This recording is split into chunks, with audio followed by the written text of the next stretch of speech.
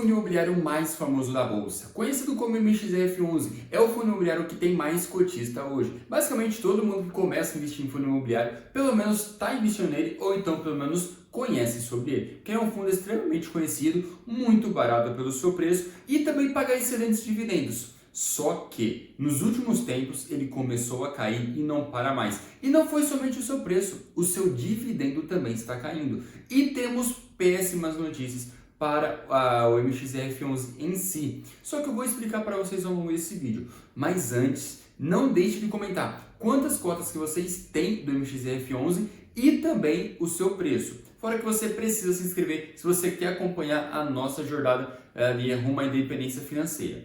Agora, como que a gente vai começar esse vídeo? Primeiramente pelo seu preço. Hoje o MXRF11 está custando ali na casa de 9,35 por cota. Teve uma boa alta ali no último dia de negociação, porém, quando a gente olha aqui para o seu último mês, a gente vai ver o quê? Que está caindo cerca de 2%. Nos seus últimos um ano, né, basicamente 12 meses, está caindo cerca de mais de 10%. Então isso é muito ruim para o fundo imobiliário. Por que é tão ruim? Porque toda vez que você investe em fundo imobiliário, basicamente o seu lucro vai vir através dos dividendos. E toda vez que o fundo imobiliário começa a cair muito as suas cotas, os seus dividendos basicamente vai ter que começar a pagar o prejuízo para que o seu patrimônio se conserve naquele mesmo valor. Então, basicamente nos últimos 12 meses, o MXRF11 não teve nenhum retorno. Por quê? Ele pagou um excelente dividendo, porém o preço da sua cota caiu. Só que é aí que começa a ficar um ponto interessante. Qual o melhor momento para você estar comprando um fundo imobiliário? Quando ele está lá em cima ou quando ele está aqui embaixo? Que ninguém quer, que ele não para de cair. Por quê? Quanto mais barato você comprar o fundo, maior vai ser a chance dele se valorizar, que a gente chama isso de margem de segurança, e também o seu dividendo yield on cost, que ninguém fala isso para você, que é o seu dividendo em cima do preço que você pagou na cota e não do preço que está sendo negociado no mercado, vai ser muito maior do que o dividendo yield, que é o preço que está sendo negociado no mercado. Então é tão importante isso, você saber se você está atrás da sua independência financeira, para que você entenda a diferença entre os dois. Porque quanto mais barato você comprar, é melhor. Você não precisa ser um gênio da matemática para saber disso. Só que, qual que é o outro grande detalhe? O MXRF11 não teve um problema interno dentro dele, que a gente vai ver ao longo desse vídeo, mas sim fatores externos que afetaram a economia e que afetou todos os fundos imobiliários no geral. E tem um motivo específico para o MXRF11 ter caído tanto assim, que eu vou explicar para vocês, mas primeiro eu tenho que comentar aqui sobre o seu dividendo, porque sinceramente, olha, o dividendo do MXRF11 é uma coisa espetacular. É aquela coisa ali redondinha que todo investidor vai gostar de se estar analisando.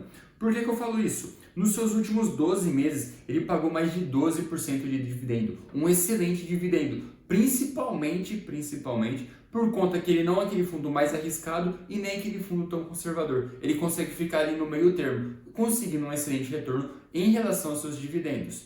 Agora, só no último mês ele vem pagando cerca de quase 1%, 0,96%, e nos últimos 6 meses cerca de 6%. Então, basicamente, ali a gente pode arredondar ali que ele está pagando cerca de 1%. Só que qual que é o grande detalhe? Se o preço dele não tivesse caindo, o seu dividendo ia cair e, consequentemente, ele ia acabar caindo mais para frente. Por quê? Quais que foram os acontecimentos que fizeram derrubar o preço ali do MXRF11? Toda vez que a gente vai estar investindo em um fundo imobiliário, em uma ação, qualquer ativo em específico, o que você vai fazer de comparação? Você vai pegar a Selic, que é a nossa taxa básica de juros aqui do Brasil, que é o nosso investimento mais conservador, que não teria risco nenhum, e o ativo. Então, o que aconteceu nos últimos meses? A Selic subiu muito. Então, toda vez que a Selic sobe muito, os ativos aqui que você vai estar fazendo a comparação, eles começam a cair. Por quê? Vale mais a pena você investir na Selic pagando 12% ou você investir no fundo imobiliário do Zezinho lá que paga 11%, 12%? Quando os dois têm o mesmo valor, só que esse daqui é muito mais seguro, vai valer muito mais a pena você investir nele do que no fundo imobiliário que tem um pouco mais de risco do que a renda fixa. Então, é basicamente por isso que o MXRF11 caiu.